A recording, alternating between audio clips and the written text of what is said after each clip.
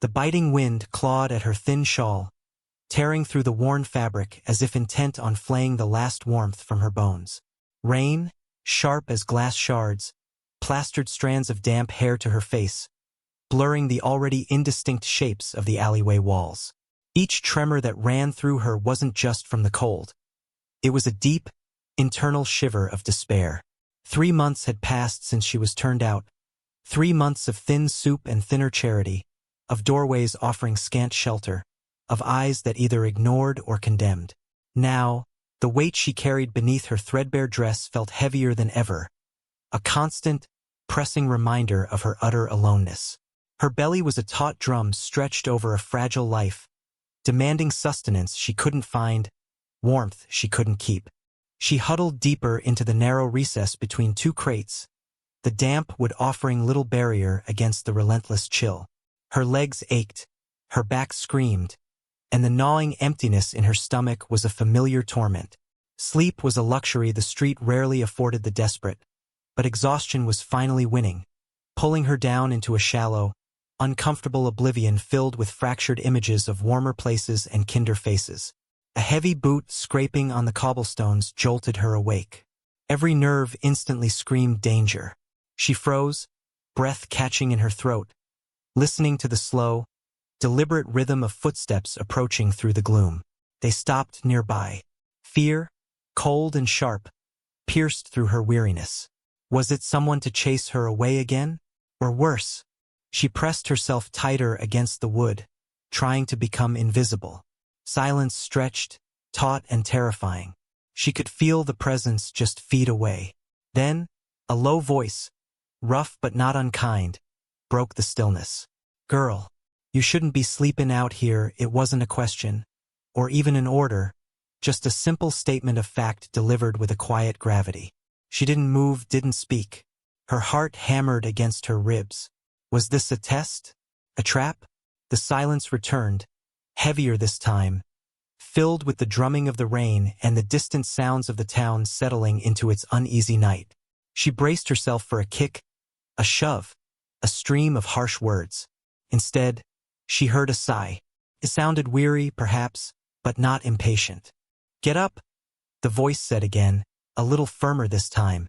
"You'll catch your death." Hesitantly, she opened her eyes, peering through the rain-streaked darkness.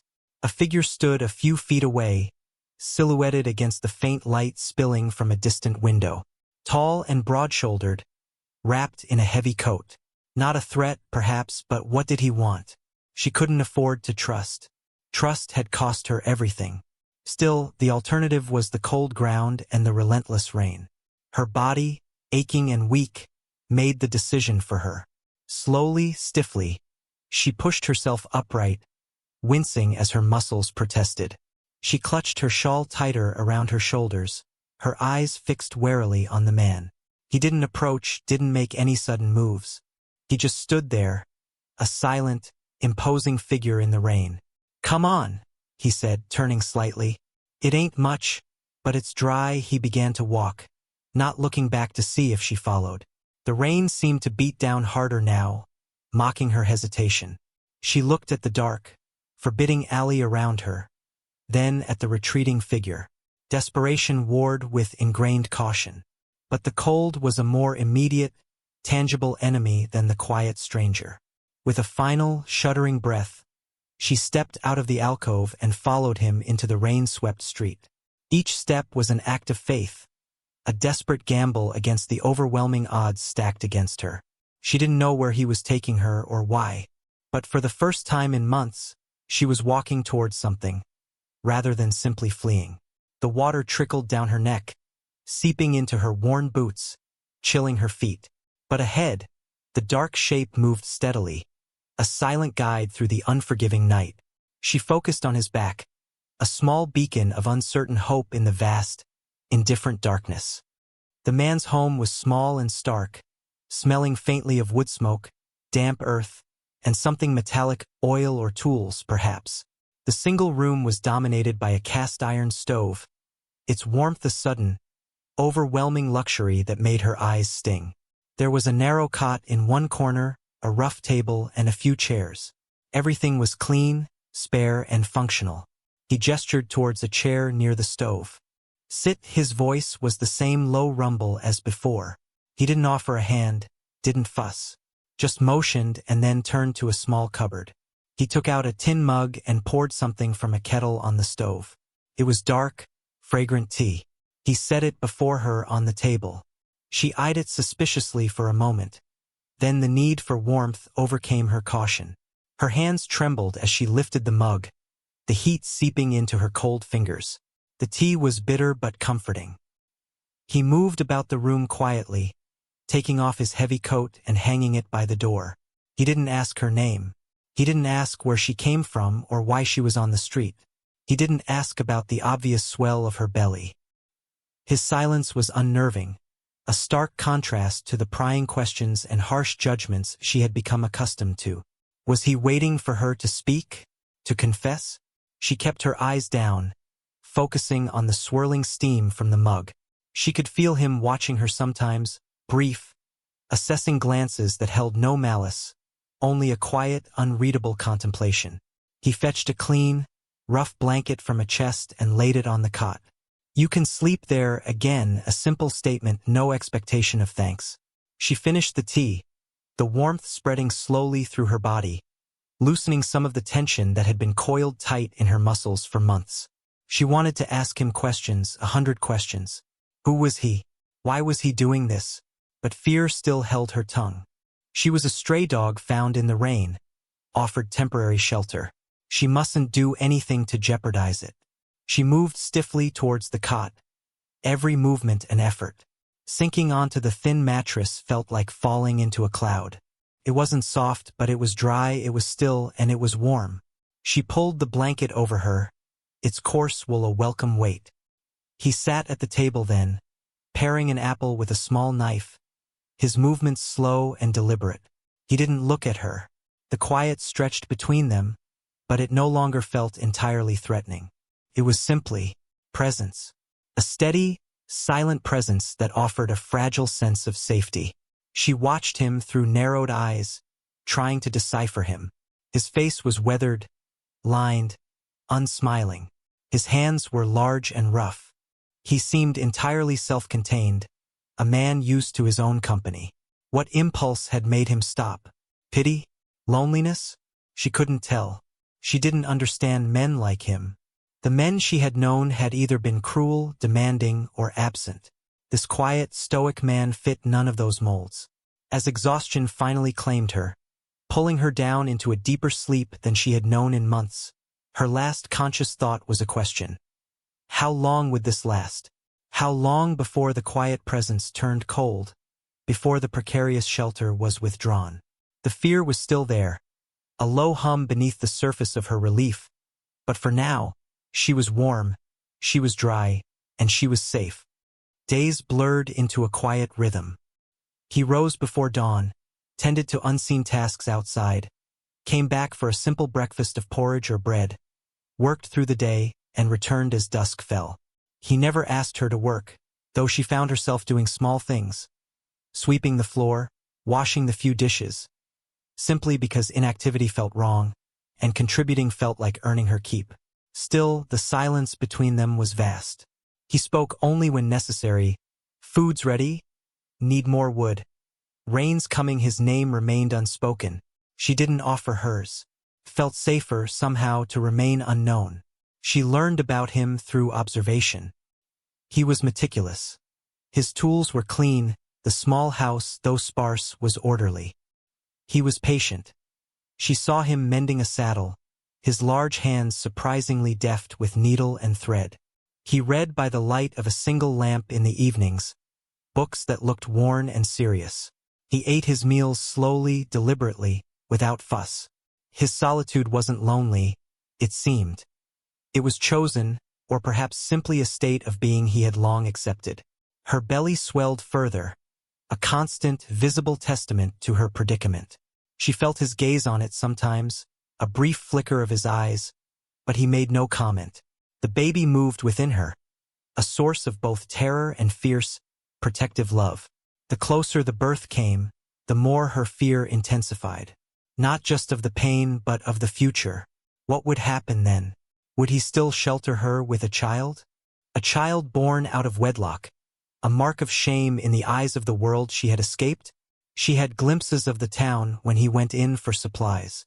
The guarded looks, the tight-lipped women, the men who looked away too quickly. She knew the judgment that awaited her outside these four walls. One afternoon, a sharp knock echoed through the small house. She froze, heart leaping into her throat. He was outside, working somewhere. Who would come here? The knocking came again, louder, more insistent. Panic seized her. Was it someone looking for her? Someone sent to drag her back to face whatever awaited her. She scrambled to hide behind the cot, her body trembling. The door opened. She heard a man's voice, gruff and demanding. "See old man Hemlock? Ain't seen him in town much lately. Got some questions about that claim near the creek, old man Hemlock." So that was his name. The man's voice, low and steady, answered. "He's around." Keeping to himself. "Nothing for you here." There was a pause, a tense silence she could feel from her hiding place. "Heard tell he might be harboring someone." The voice continued, laced with suspicion. Her breath hitched. They knew, or suspected. Old man Hemlock's voice didn't change, remained level, unwavering. "Heard wrong. Now, if you'll excuse me." There was a shuffle, the sound of the door closing firmly. She stayed hidden for a long moment, listening. Silence returned. Then old man Hemlock came inside. He looked towards the cot, towards where he knew she was hiding. His expression was unreadable. He didn't say anything about the visitor, didn't ask why she had hidden. He simply walked over to the table and sat down, picking up the piece of wood he had been carving earlier. The quiet returned, but it felt different now. It was no longer just his chosen solitude. It was a deliberate barrier, a protection. He hadn't betrayed her. He had actively shielded her, with nothing more than a few quiet words and the closing of a door. In that moment, something shifted within her.